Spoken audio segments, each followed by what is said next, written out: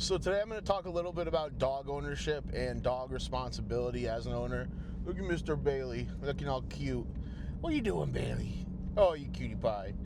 So, long story short, I used to have a dog that would run away, and I trained him to be off-leash reliable.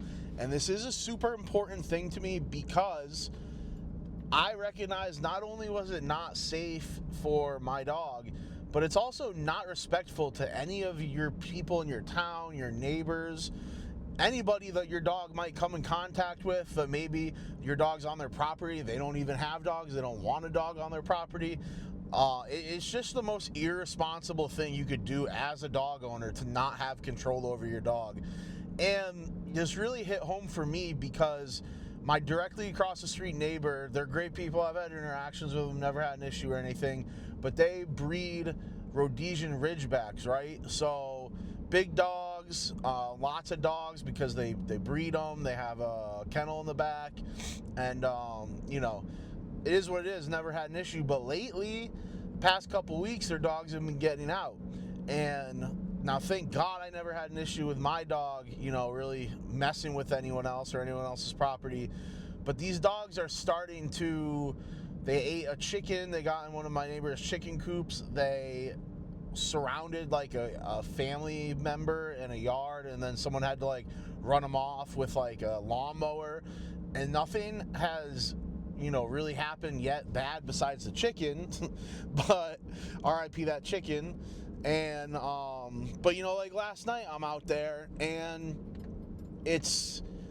I'm watching her try and exercise her dog. She's just running them next to a golf cart. So she's in a golf cart just running them around her field, which is wild that clearly there's an issue there with fulfillment, right? These dogs need to be rode around running next to a golf cart so that you can tire them out so they don't run away.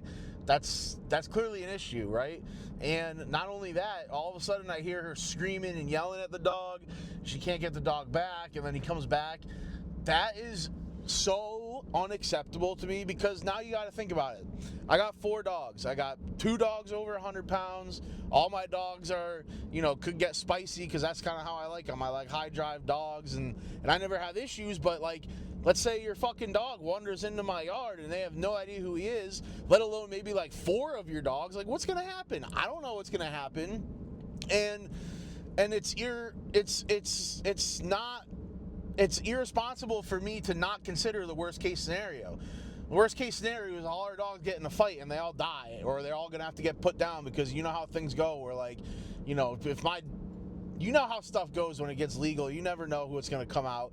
So it's I have no fences or anything, but it's completely disrespectful to me as well as all my other neighbors for us to have to wonder if we're going outside, if we're gonna encounter a strange off-leash dog. So to me, giving your dog the off-leash life is so beneficial for them as dogs. I feel like that's a big part of why maybe she's having to run these dogs on a golf cart, is because they're not off-leash trained, so they're just in a fenced-in area. There's not much to do. There's not much to explore. Whereas my dogs, I've got a couple acres. There's no fences. There's a pond. There's a creek. They could go do whatever. They can have fun. They can explore. They can use their mind. They're not contained. And that's a big part of the off-leash reliability that really gets so many, works the kinks out of their brain, is just the fact that they're not contained. It gives them the ability to, clear the pipes on their brain. And it really does wonders for their just mental well-being.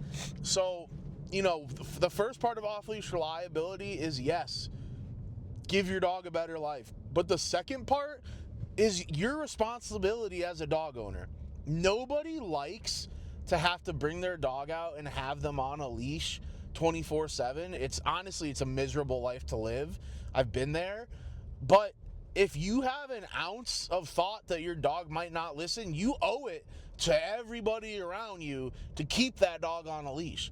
It is completely unacceptable to let your dog off leash or to give them the ability to run away if you're not sure in their listening skills, if you're not sure in your fencing, solution.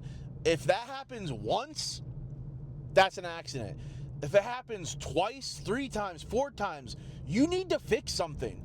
And it really just hit home for me because, like, I'm sitting outside with my dogs last night, and I hear this woman, like, yelling at her dog, struggling, and I get all my dogs in, and I'm like, this is such a shitty way to live in my own yard, to have to worry about my, as well as my dog's safety, because another person can't control their dogs.